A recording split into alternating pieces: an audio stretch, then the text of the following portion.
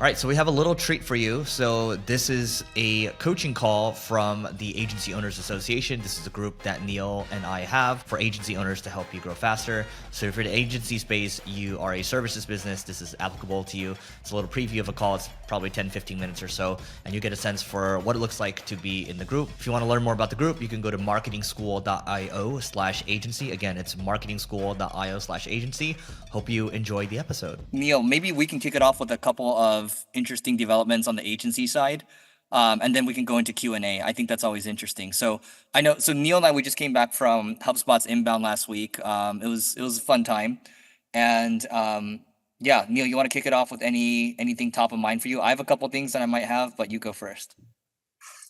Sure. So, just in general with the agency world right now, I've been talking to a lot of people who've been trying to grow their agencies, and the economy is really bad. And one thing that we've seen just consistently work, but I don't know why enough agencies don't do it. You guys can showcase your hands by just raising them. How many of you guys sell more than 3 services to a customer? And when I say 3 services, not that you offer more than 3 services, but they're actually paying for 3 or more of your services. All right. What we find is when customers pay for 4, 5, 6 services, 3 is the minimum, but you ideally want 4 or 5, churn starts drastically going down. And what we're finding is agencies offer a lot of services, but they're not getting customers to pay for a lot of services. And when I mean services is, if you do SEO, content is not another service. SEO is just SEO.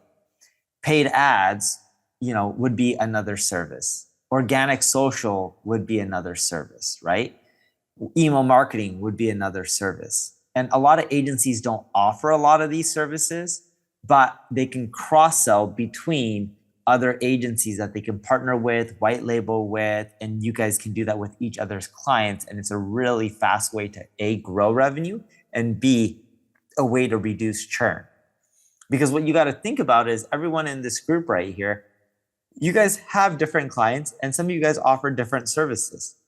If you can sell your clients on someone else's services and they can sell their clients on your services, you guys will grow much faster and actually have reduced churn and increase your valuation.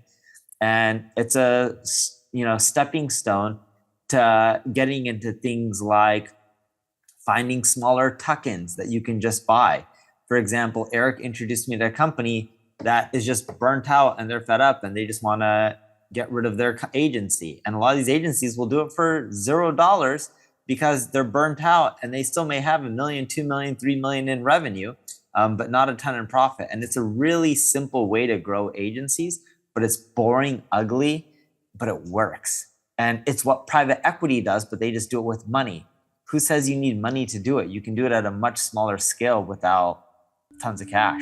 Agency owners, if you want to grow faster, my partner Neil Patel and I, we are hosting live agency owner workshops in Beverly Hills, and you're going to learn how to get more clients. You're going to learn how to take yourself out of the day-to-day. You're going to learn how to recruit the right people, and you're going to be hanging out with like-minded people such as yourself. So if you want to learn more, just go to marketingschool.io/agency. Again, it's marketingschool.io/agency, and we'll see you on the other side. Yeah, interestingly enough, Neil, I was in New York yesterday. I'm in DC right now, and then back to LA tomorrow. But I was with one of our clients who has a lending business, and he lends to businesses, right? A lending business that lends to businesses.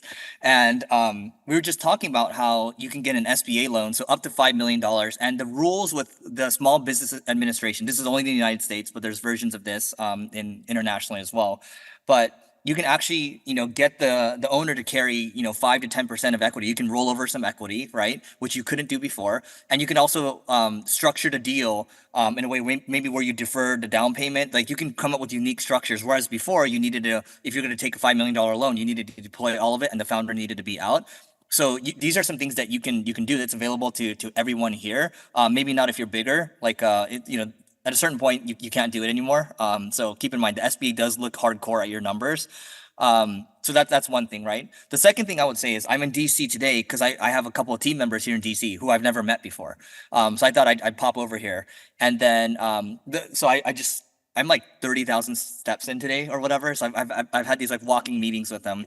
And one of the questions I always like asking is, what's one thing we need to do to keep you at single grain forever?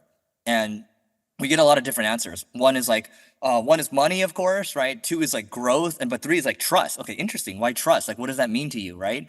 I think it's important to understand everyone's motivations because everyone's different and we're all motivated by different things. And then also, I ask, what's one thing I can do personally better as a leader of the company? And virtually all of them say the same thing. It's like, hey, we love your vision, but we need you to communicate it more and then how we're getting closer to the vision, right? So it might be different for you, but constantly asking that question over, hey, what can I be doing better, right? That's something Neil and I, we ask each other all the time. Hey, what's one thing we can be doing better, right? When we get the HubSpot responses, like our reviews, it's like, oh, what can we do better, right? So I think, a couple takeaways, like those two questions are worth asking. What's one thing we can do to keep you at my company forever? What's one thing I can do better? And then the duh statement is in person is always amazing. And so I think one thing we learned last week, Neil, being at the HubSpot event was just, it's really hard to replicate the in-person community piece of it. And it's pretty magical. The number one challenge for businesses is hiring. And more specifically, the number one thing I get asked for all the time is, Eric, where can I go find an amazing marketer? And the reality is right now, when you think about the world, we have inflation. That also means wage inflation right now. And it means that when it comes to hiring talent, you can't spend as much as you would have in the last couple of years because it's just become too cost prohibitive. And so we've partnered with one of the best offshore recruiting firms when it comes to marketing. They've been a great asset for us, and I believe that they will be a great asset for you. All you have to do is go to marketingschool.io/hire. Again, it's marketingschool.io/hire to learn more. You can fill out the form there, and we're going to place you with the best marketing hires that we can help you find. Yeah, the in-person is where a lot of stuff happens. Client deals to grow faster. For example, Eric and I were just walking. He introduces me to his friend David, which I already met the previous year at HubSpot. And he's just like, you guys should do a deal where your agency should end up, becoming one, however you want to slice and dice it, whether we buy them or, we work out a deal with them. And I was like, yeah, we're looking to buy agencies within your region. And they were in Spain specifically. And he's just like, yeah, let's set up a, meeting and discuss more.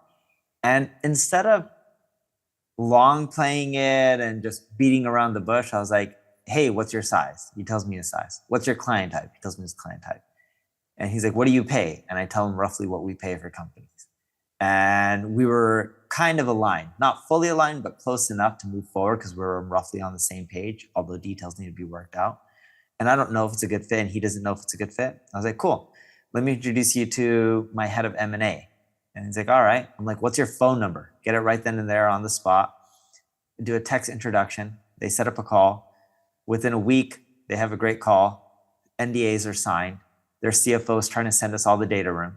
And then on our end, I already have my head of EMEA meeting up. He's like, oh, he's in London. I was like, oh, my head of EMEA is looking at another deal in London this Wednesday coming up. So next week.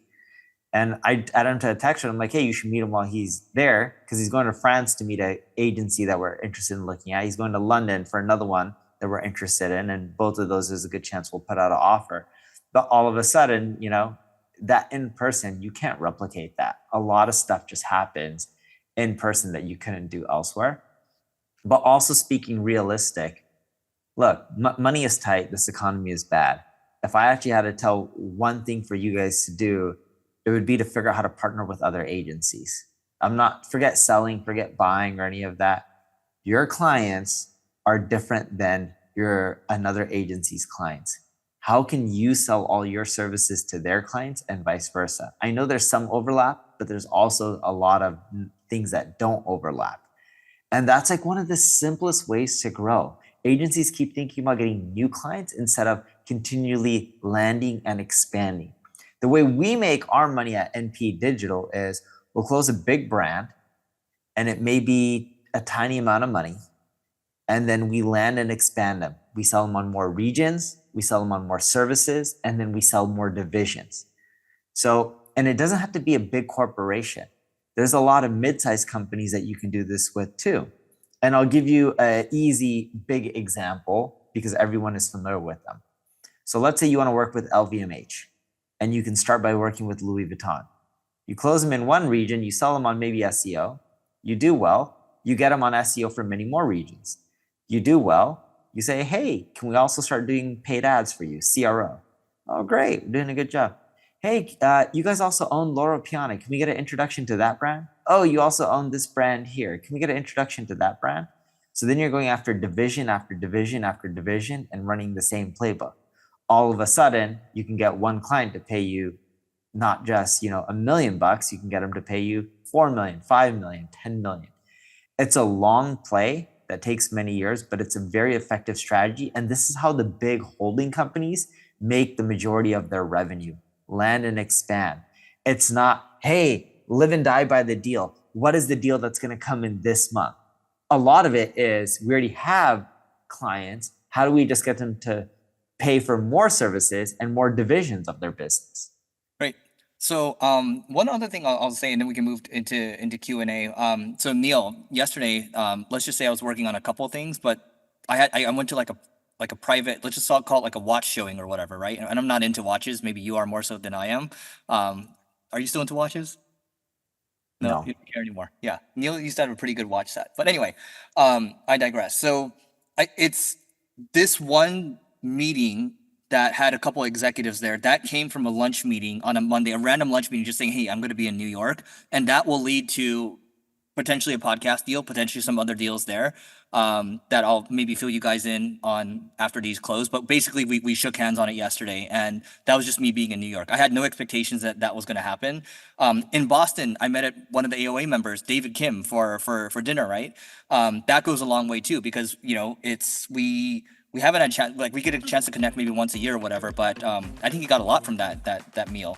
More than anything, I got a lot from that meal too, because I asked him what's the main value of this group, and he said it's this Q&A, right? So I'm like, oh shit, we probably need to do more Q&As, and so that's good feedback. All right, guys, that wraps up our call for today. If you're watching this live, you can always go to marketingschool.io/AOA, and you can apply for the community. We'll see you next time.